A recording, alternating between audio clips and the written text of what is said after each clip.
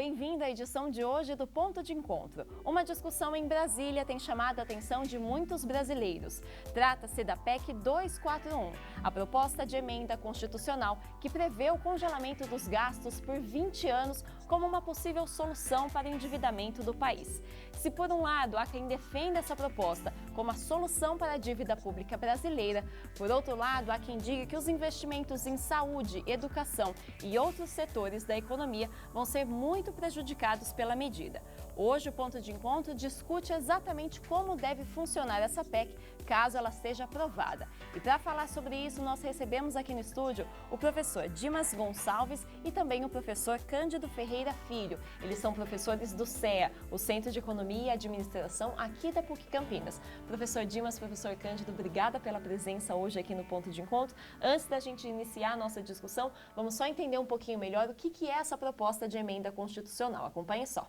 O plenário da Câmara dos Deputados aprovou no final de outubro, em segundo turno, a proposta de emenda constitucional 241, também conhecida como a PEC do teto de gastos.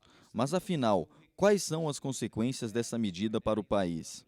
A aposta do governo de Michel Temer é conseguir reequilibrar as contas públicas, além de viabilizar a recuperação da economia por meio de um limite nas despesas dos três poderes, executivo, legislativo e judiciário, pelos próximos 20 anos. Se aprovada no Senado, a proposta prevê que os gastos públicos só poderão aumentar de acordo com a inflação do ano anterior. Na prática, funcionaria da seguinte forma: se o IPCA terminasse o ano em 7%, esse seria o acréscimo permitido no orçamento da União para 2017. A iniciativa é necessária, de acordo com o governo, para conter o rombo nas contas públicas. Em 2015, houve um déficit de quase 115 bilhões de reais. A previsão é que 2016 também feche no vermelho, com um déficit próximo de 170 bilhões. Para os críticos, a PEC vai prejudicar os mais pobres e estrangular os gastos sociais. Áreas como saúde e educação podem ser afetadas com o ajuste fiscal. O Conselho Nacional de Saúde já calcula em mais de 400 bilhões de reais as perdas para a saúde nos próximos 20 anos, enquanto na educação a previsão é de que 1/3 dos recursos precisará ser cortado para respeitar o teto a partir de 2018. Agora, a proposta segue para análise em 2 turnos no Senado, que pretende concluir a votação até o dia 13 de dezembro. Professor Cândido, a gente viu aí um pouquinho sobre essa PEC, mas para a gente poder contextualizar e entender um pouco melhor, por que o Brasil chegou exatamente nesse ponto de tamanho endividamento? Olha, essa proposta de emenda à Constituição, ela pretende atacar 2 pontos. Uma questão é, realmente, você tem um desequilíbrio nas contas do governo, um déficit público bastante expressivo. Esse déficit para esse ano previsto em 170 bilhões de reais, para o próximo ano 135 bilhões de reais, de um lado. E de outro lado, a questão do endividamento. A proposta é conter aí um ajuste de longo prazo do déficit, com o propósito de realmente conter o endividamento, reduzir a participação da dívida pública no PIB. Essas são as 2 intenções principais: resolver o problema do desequilíbrio nas contas públicas e, no longo prazo, um ajuste nas contas para reduzir o endividamento do país, que hoje está aí, fala-se, se aproximando de 70% do PIB. Mas o que levou o país a chegar a esse ponto? Foram medidas tomadas há muitos anos atrás, ao longo de muitos anos, que fizeram com que a gente chegasse até esse ponto de exigir uma medida como essa, professora? Olha, de um lado, é lógico que você teve uma expansão do gasto público. Nos últimos anos, já, digamos, mais de uma década, os gastos vêm crescendo bastante.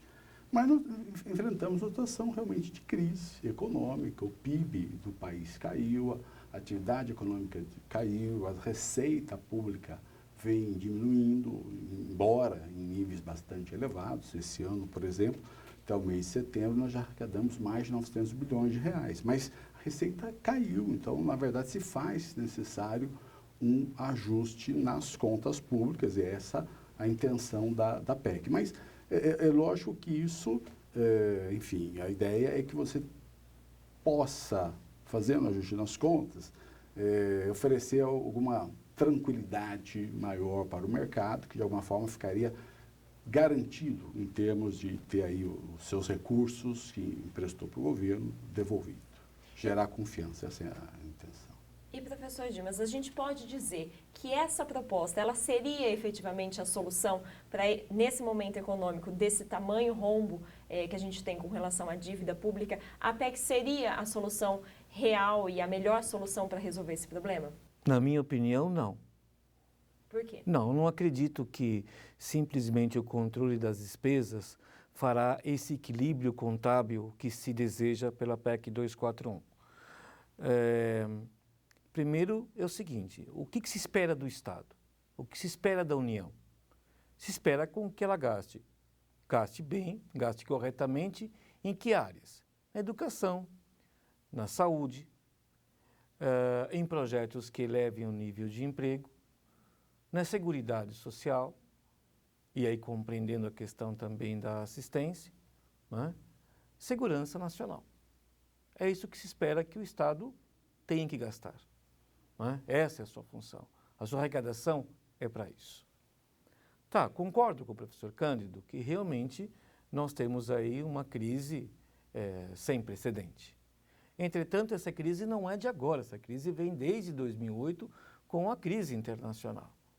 Nós estamos agora tendo que fazer reajustes e ajustes que nós deveríamos ter feito lá em 2008, 2009, como todos os países fizeram. Aqui nós retardamos, né, o governo retardou certas medidas que ele deveria tomar já naquele momento, em 2008. E que agora chegou a uma situação bastante complicada. Eu concordo com o professor Cândido sobre isso. Mas eu não acredito que só o corte das despesas, porque que despesas serão cortadas? Que despesas serão congeladas? Da saúde? Da educação? Da assistência? Porque essas contas, elas só aumentam. Por que aumentam? Porque tem essa necessidade de aumento. Por acaso nós temos um serviço de saúde pública em ordem nesse país? Nós temos uma educação em ordem? Não. As demandas sociais são crescentes. Então, os gastos são crescentes. Então, eu defendo que, além de um maior controle sobre os gastos, há que se elevar as receitas. Né? E cabe ao Estado cumprir o seu papel. Lógico, quando você fala em aumentar as receitas, a gente fala em aumentar os tributos. E aí ninguém gosta de discutir a elevação dos tributos. Mas eu não me pauto pela elevação de tributos. Eu me pauto por uma necessária, importante, premente reforma tributária nesse Brasil que nós discutimos desde 1988. E, professor Cândido, o professor Dimas tocou nos principais pontos dessa PEC que causam maior polêmica, que são os investimentos em saúde e em educação. Muitas pessoas afirmam que isso vai ser um prejuízo imenso para o Brasil, um retrocesso, alguns chegam a afirmar, alguns especialistas. Por que existe essa preocupação tão grande com relação a esses pontos específicos? Se a gente disser num congelamento de despesas, né, da saúde e educação por 20 anos, que tipo de consequências isso pode trazer? Olha, no curto prazo, saúde e educação não vão ter perdas, porque a PEC estabelece um mínimo da receita corrente líquida para a saúde e educação, 18% para a saúde, 18% para a educação, 15% para a saúde. No curto prazo, não vai perder, mas no longo prazo, com certeza vai perder. Na medida em que a receita corrente vai crescer, obviamente, se espera que a economia volte a crescer nos próximos anos, e como você vai congelar as despesas com saúde e educação, no longo prazo elas estarão perdendo. Agora, eu vejo alguns setores, nesse curto prazo, mais ameaçados do que propriamente saúde e educação. O professor Dimas mencionou a área de seguridade e assistência social, com certeza essa área muito ameaçada. Se você for pensar outras despesas do setor público, por exemplo, imagina lá com ciência e tecnologia, já está perdendo, vai perder muitos recursos, questões como, por exemplo, reforma agrária e o próprio Ministério Público, Defensoria Pública, ou um poder como o legislativo, essas áreas são aquelas que eu vejo mais ameaçadas nesse momento. Então, eu imagino que essas áreas irão sofrer muito no curto prazo e serão aquelas que estarão pagando a conta nos próximos anos, bem mais do que a saúde e a educação, que eu imagino que no longo prazo a saúde e a educação realmente vão perder, porque a receita vai correr e as despesas ficarão congeladas, né? Então, aí, no longo prazo perde, mas essas áreas eu vejo como muito ameaçadas num primeiro momento. E, professor Dimas, com relação a esse prazo proposto pela PEC de 20 anos de um orçamento congelado com uma possível mudança só depois de 10 anos, a gente pode dizer que esse tempo para a economia é um tempo muito grande, é um tempo que pode ter consequências muito sérias? Olha, eu acho complicado. Na literatura econômica, eu desconheço algum país que tenha feito um país que fala país sério, país do nosso tamanho do nosso PIB, logicamente, porque não dá para comparar um país grande com um país pequeno. O Brasil está entre as 10 maiores economias do mundo e tem que comparar em cima disso. Eu não vi, não conheço, talvez seja ignorância da minha parte, mas eu não conheço nenhum país que tenha apresentado uma proposta de congelamento de 20 anos. Né? Eu estou na economia, estudo economia há 36 anos. Né? Desde 1980, para ser exato. Eu nunca vi uma proposta desse tamanho. E o Brasil, nós temos uma característica que a cada 4 anos nós temos algumas mudanças muito fortes, né? Porque ainda nós não temos políticas de Estado, nós temos políticas de governo. Quer dizer, cada governo que entra tem uma performance definida. Né? Então, eu vejo com desconfiança, né, que você consiga, até mesmo pelos 10 anos, você consiga ter uma política tão rígida assim por 10 anos, quiçá por 20 anos. Eu desconheço, né, uma política desse tamanho para o orçamento. Né? E você imaginar, quer dizer, nós sempre apostamos e nós lutamos e nós, né, fazemos todos os estudos pensando que a gente consiga ter um PIB positivo, né? E outra coisa também, é insano pensar um crescimento do PIB acima de 3% para os próximos 10 anos. Nós vamos levar ainda, nessa próxima década, né, a gente espera, né, e os cálculos são feitos para um crescimento de 2%, mas isso para depois de 17, então a partir de 18 você possa criar. A inflação já está convergindo para a sua meta, né? Mas mesmo assim, 10 anos de revisão, 20 de previsão, eu não conheço. E a economia brasileira, ela não é uma Alemanha, né? Ela não é uma Inglaterra, porque lá eles fazem esses planejamentos de longuíssimo prazo. Né? Nós não temos história para um planejamento de tão largo tempo como está colocado. Eu não acredito nisso, nem nos 10 anos. Complementando aqui o que o professor Dimas coloca, o FMI, Fundo Monetário Internacional, soltou um estudo essa semana, inclusive, dizendo que essa proposta de congelamento dos gastos que está aí, que a PEC coloca, é uma experiência única no mundo. Realmente nós não temos outros países com essa experiência, de um lado. De outro, a própria teoria econômica, já no século XIX, um pensador chamado Adolf Wagner, ele anunciou a chamada Lei de Wagner. Essa Lei de Wagner diz o seguinte, que a participação do gasto público no PIB é crescente à medida que os países progridem, as sociedades vão ficando mais desenvolvidas.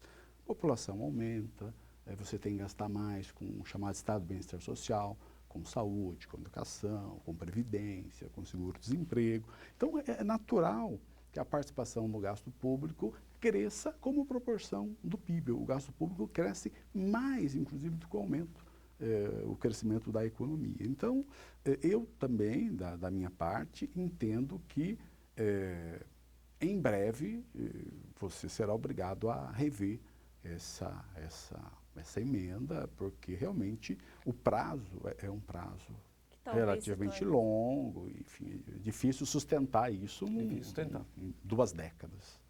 Vocês falaram durante aí o programa sobre os gastos com previdência social e a gente sabe que a PEC não inclui nenhuma mudança nesse setor, até porque é um setor que, pelas leis, você não pode mexer com relação ao orçamento.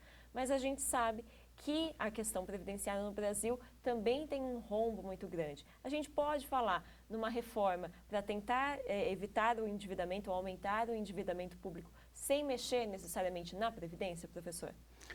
Olha, o governo pretende reformar a Previdência Social e é um daqueles setores que eu imagino ameaçados em termos de recursos, onde vai acontecer gastos. Seguramente, não só a questão da aposentadoria propriamente, a mudança nas regras, mas toda a questão da assistência social, realmente. Hoje você tem uma série de benefícios que você concede à população carente, à população que realmente tem maiores necessidades, de todo tipo, seja que por exemplo, a questão do Bolsa Família, por exemplo, que tira as pessoas daquela situação de pobreza extrema, transferências que você efetuou para pessoas que têm problemas de saúde, limitações, enfim. Isso o governo pretende mexer nas regras. Eu acredito que realmente ele vai insistir numa reforma da Previdência, cortando benefícios, dificultando a aposentadoria, e é desse setor que ele, eventualmente, os cortes que ele fizer, eventualmente, na Previdência, é o que ele promete, eu corto aqui na Previdência e eu libero recursos para outras áreas do governo. Então, essa situação que está hoje, eu imagino que realmente temos ameaças a alguns direitos nessa área. E, professor Dimas, com relação ao salário mínimo, uma dúvida muito comum quando se está discutindo a PEC é se ela também vai congelar o aumento no salário mínimo. Isso pode acontecer? Olha, a PEC, no caso, ela tem como clareza a limitação do salário do servidor, tá certo? A lei que aumentava o salário mínimo acima da inflação, também pela variação do PIB, essa lei já está encerrada. Essa lei, né, ela venceu, se não me engano, venceu o ano passado, né? Então, por enquanto, o salário mínimo ele vai ter o aumento da inflação, né? Isso por lei sempre. Então, esse aumento que nos últimos 12 anos, né, como uma medida do governo, o salário mínimo aumentava acima da inflação, né, tendo um acréscimo pela variação do PIB, isso está encerrado, né? Quer dizer, ela volta ao seu patamar anterior, que é o aumento anual corrigido pela inflação, tá certo? Então, a PEC, ela é voltada para o orçamento da União, né? Ela não tem no seu bojo, no seu conteúdo, a limitação do salário mínimo. Entretanto, e aí o professor Cândido coloca muito bem, entretanto, o salário mínimo ele é um indexador para os salários dos pensionistas e dos aposentados, né? Então, esses trabalhadores, no caso, pensionistas e aposentados, eles poderão ter, não terão mais esses aumentos. Então, para eles ficará congelado a inflação. Mas na iniciativa privada, não. Isso não afeta, né? Agora, veja bem, como já é estranho isso e como nosso parlamento é esquisito, né? Ao mesmo tempo que os deputados federais aprovaram em 2 turnos, né, a PEC 241, que limita, No mesmo dia da aprovação, da aprovação da PEC, que limita os gastos, foi aprovado um aumento, né, em torno de, em média, de 47% para alguns servidores públicos. E não são alguns, não, são grandes categorias. Isso vai, já está, a imprensa já está falando, olha, isso vai bater contra o que ela acabou de implementar. Né? Então, ela diz, olha, temos que congelar os gastos, mas, ao mesmo tempo, no mesmo dia, logo após a aprovação, né, ela aprova, né, esse aumento. No caso, caberá ao presidente Temer vetar, porque senão ficam dois discursos. Por isso que o nosso parlamento não é um parlamento, né, assim, colocando um termo mais geral, não é tão seguro com as leis. Por isso que volto a dizer que 10 anos, né, de revisão e 20, isso é inconsistente com a nossa história e com a categoria dos nossos parlamentares. Né? Então, com certeza, os setores sociais vão bater pesado, né, e o Estado vai ter que rever isso muito antes do que 20. Mas o salário mínimo que estará congelado é o que está indexado na questão da Previdência, né? Os aposentados e pensionistas. Esses não terão mais aquelas variações positivas que tiveram nesses últimos 12 anos.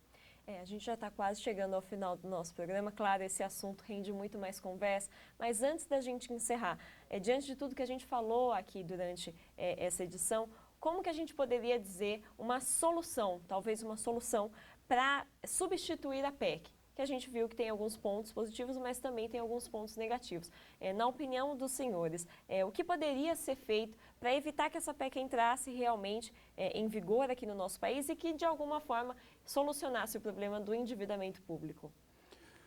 Olha, é lógico que a PEC, ela congela aí os gastos por longo período. Eu realmente concordo com o professor Dimas, que acho que em 20 anos é um prazo relativamente longo e, dado toda a história, a própria instabilidade da economia brasileira, e em breve nós estaremos revendo esta PEC.